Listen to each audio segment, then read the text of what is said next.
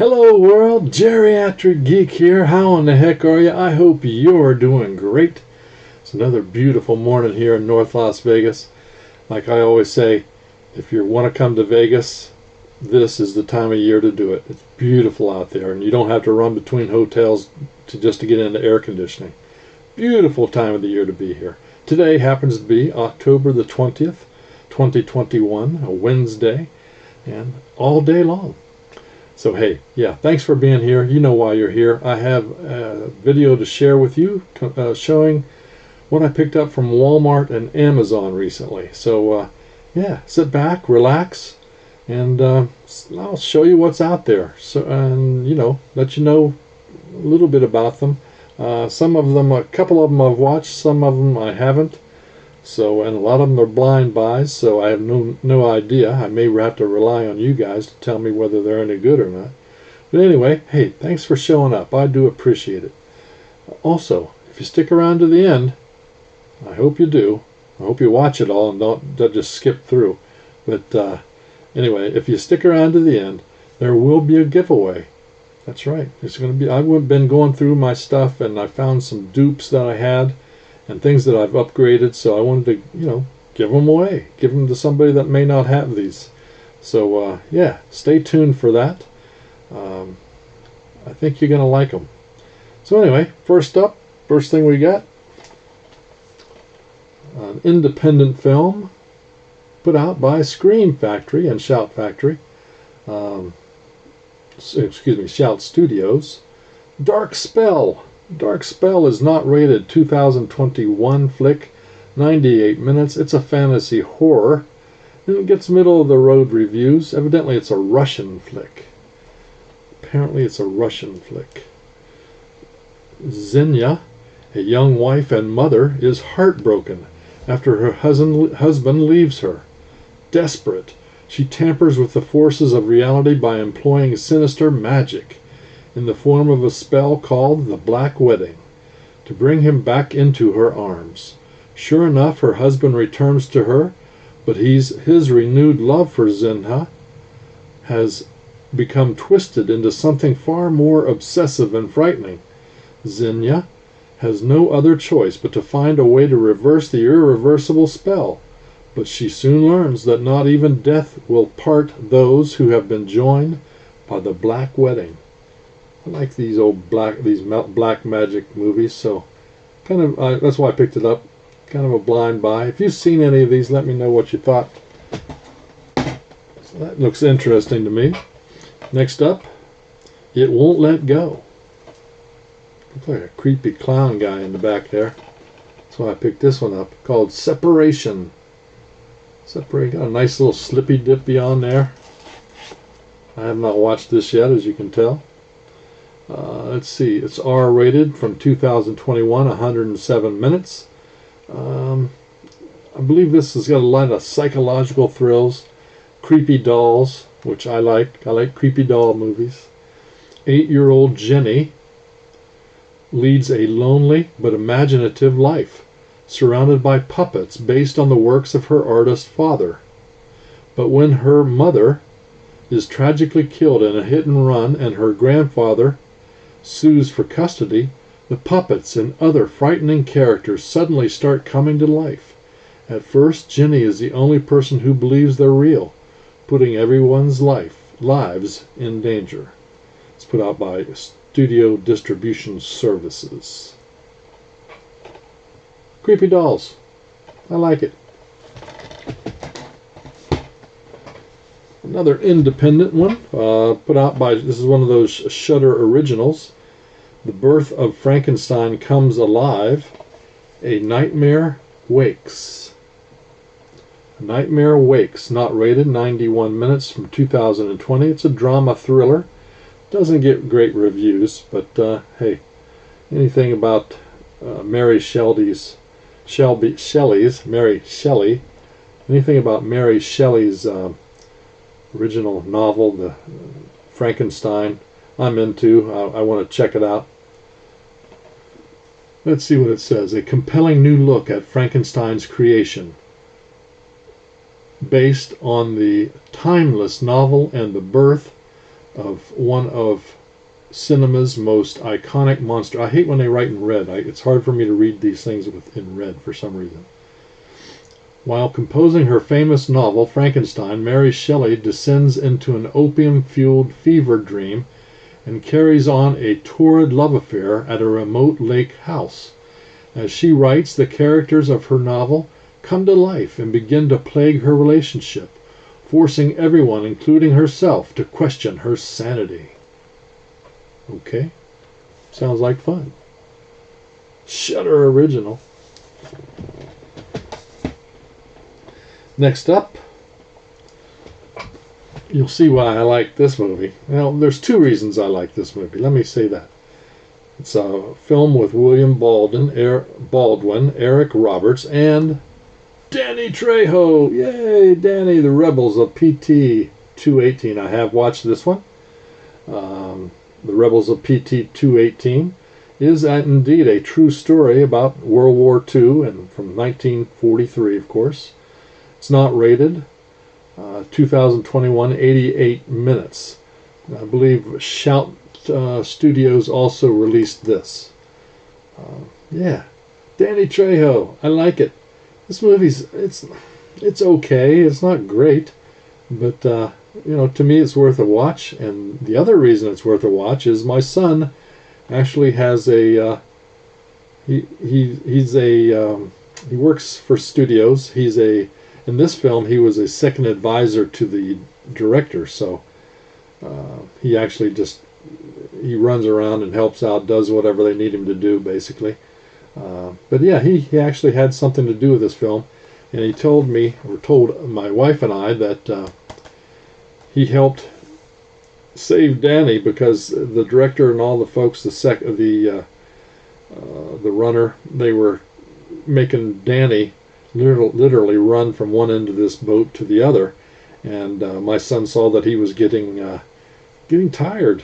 He's an older fellow nowadays, and so my son asked him, hey, you need to back off Danny a little bit and let him rest in between these cuts.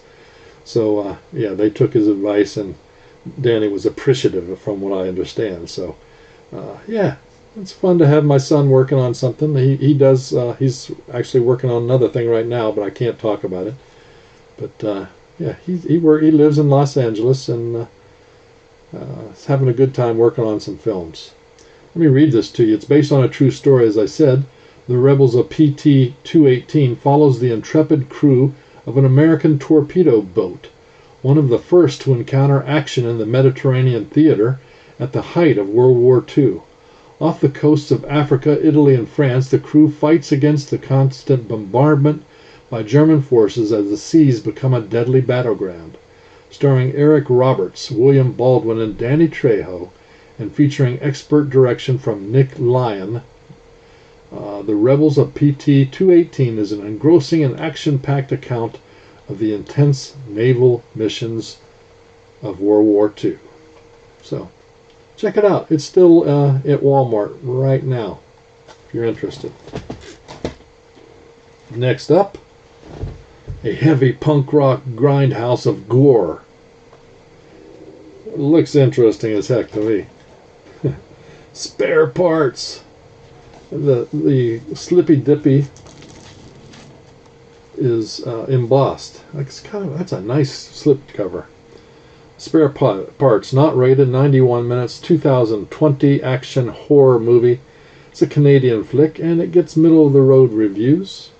It's a gory and often exhilarating ride, says Starburst magazine. In a godforsaken bar in the middle of nowhere, an all-girl band, MS-45, rips the stage apart with their punk spirit. But their performance impresses an enthusiastic fan who lures the girls into a trap, sedates them, and starts customizing them. Slowly they begin to gain consciousness and, in total shock, realize their arms have all been replaced with axes and chainsaws to fight gladiator style in a junkyard arena owned by a sadistic emperor, forcing them into the battle of their lives with one prize in mind: their freedom.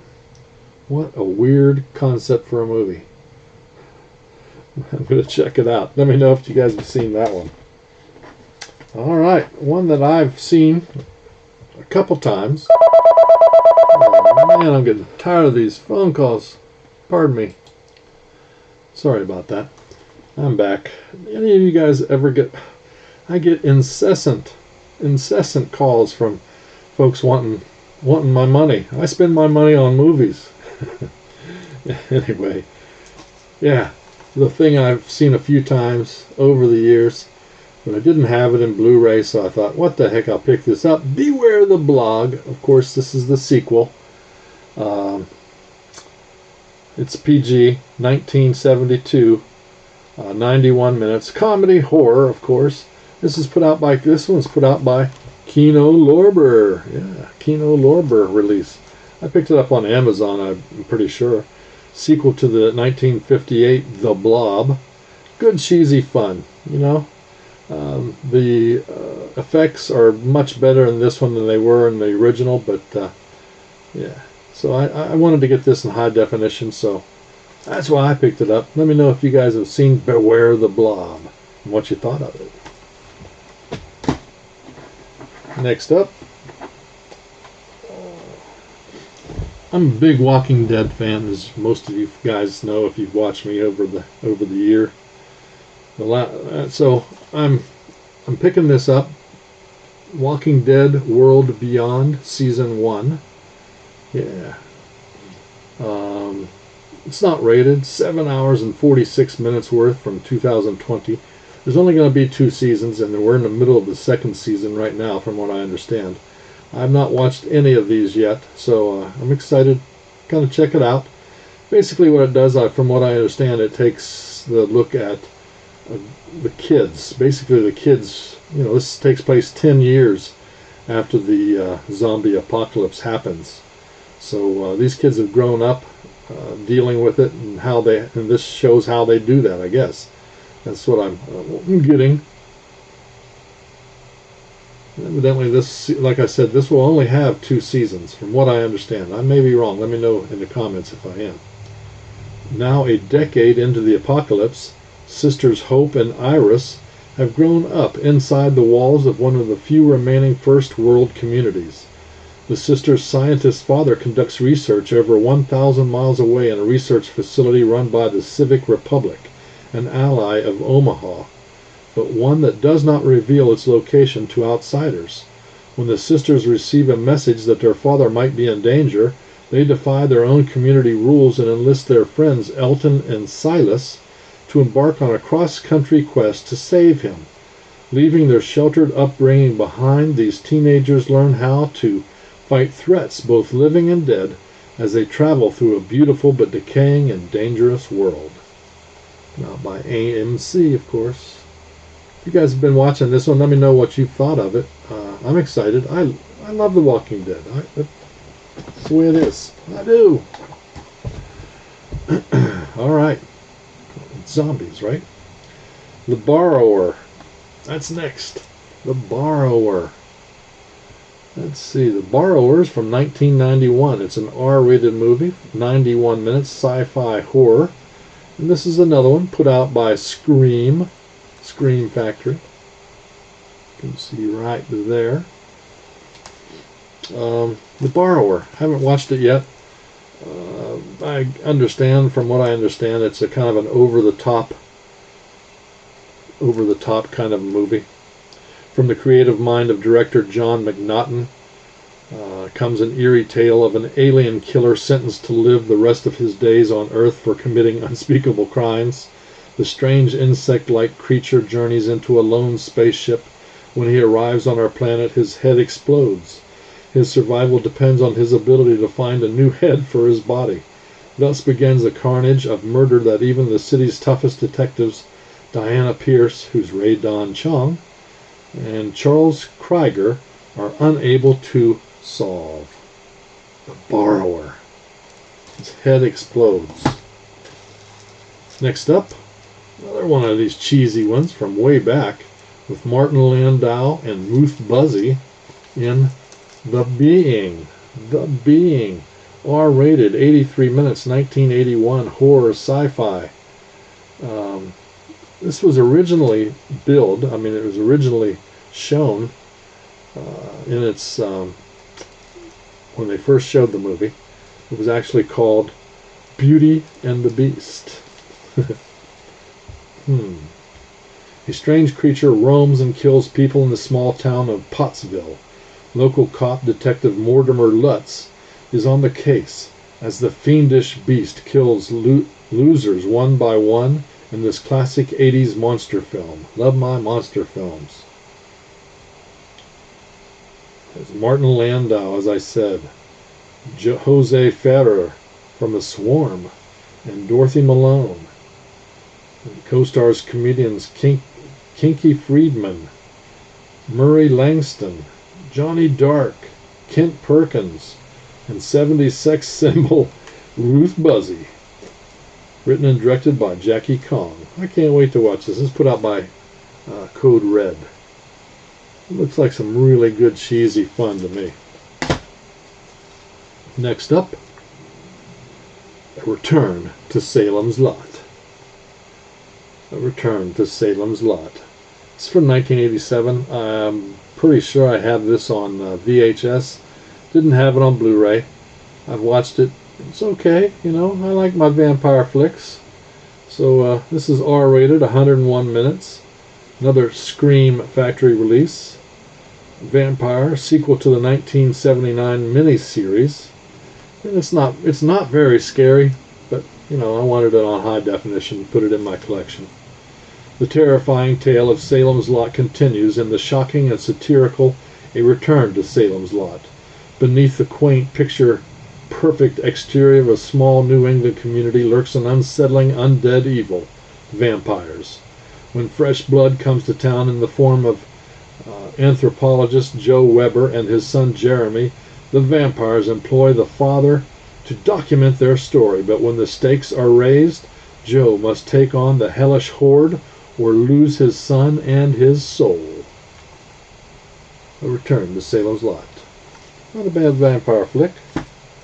Next up, a collector's edition of the first film by Francis Ford Coppola. That's right, Dementia XIII. Got a nice little slippy dippy. Dementia XIII. 69 minutes long, not rated, 1963, a horror thriller. This gets really good reviews, and I can tell you it's pretty darn good. I enjoyed it.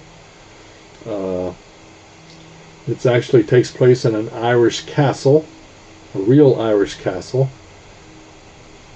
It has a real gothic atmosphere, which is another thing I like. And it has a great twist at the end. If you haven't seen this one, I recommend it. Presented in high definition. Director's cut. Francis Ford Coppola's Dementia XIII is quintessential gothic horror wrapped in a twisted mysteries of a family's deepest, darkest secrets.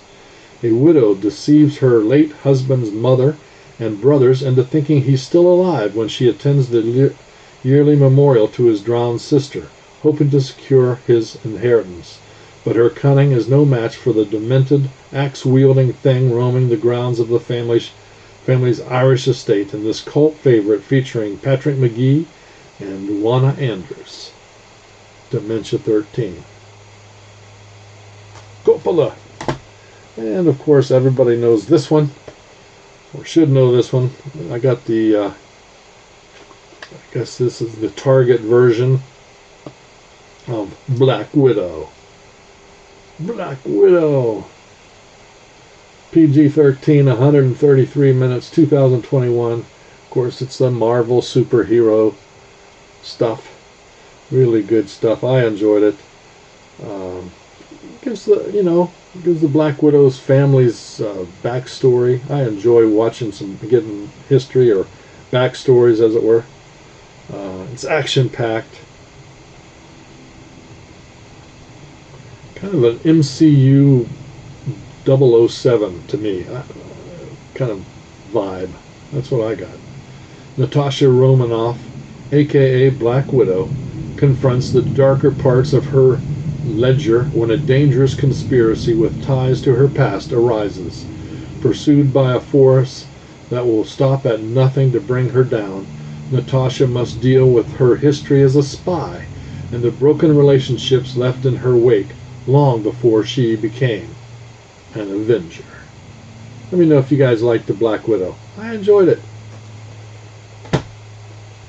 Another thing I enjoyed, truly enjoyed, and I always like my monsters, Godzilla vs. Kong. Godzilla vs. Kong is PG-13, 113 minutes in 2021. Excuse me. I love my monster movies. What can I say? This is the first time on screen together, Kong and Godzilla, since the 1963's King Kong vs. Godzilla. So way back. It was the first time in '63, and I'm pretty sure I watched it back then. And that's when I got my love for the monsters, especially Godzilla. I have to say I'm a Godzilla fan. Well, you know, I've grown up to like the Kong too. So let me know if you like this one, guys. I enjoyed it. Got it in 4K too. And the last thing I picked up from, this is from Amazon, I do believe. It's the 35th anniversary edition, limited edition steelbook of Streets of Fire. Streets of Fire. It's R-rated, 93 minutes, 1981.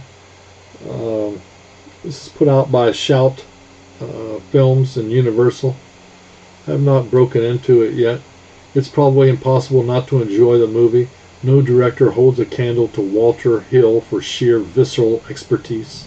Amid a brooding rock and roll landscape, the Bombers motorcycle gang, led by vicious Raven Shattuck, who's William Dafoe, kidnapped diva Ellen Aim, who's Diana Lane. Her hope for rescue lies in the unlikely heroes, soldiers of fortune Tom Cody, and his sidekick, the two-fisted, beer-guzzling McCoy, joined by Ellen's manager, Billy Fish. The trio plunges headfirst into a world of rain-splattered streets, hot cars, and deadly assassins. This cult favorite features a razor-sharp cast and original songs written by Jim Steinman, Stevie Nicks, Tom Petty, and Ry Coder, and performed by the Blasters and the Fix. Yeah, I enjoy these kind of movies, so I wanted to pick this up and check it out. Steelbook, Streets of Fire. Alright, the time has come. That's it for, like I said, my pickups from Walmart and Amazon. I hope you enjoyed. Most of these are still out there and available. So it's that time of the season when giving is the thing to do. So I'm going to give you guys a chance at 3 movies that I've opened all of these and poached the digital codes on 2 of them. That's the only thing I've done. They're brand new other than that.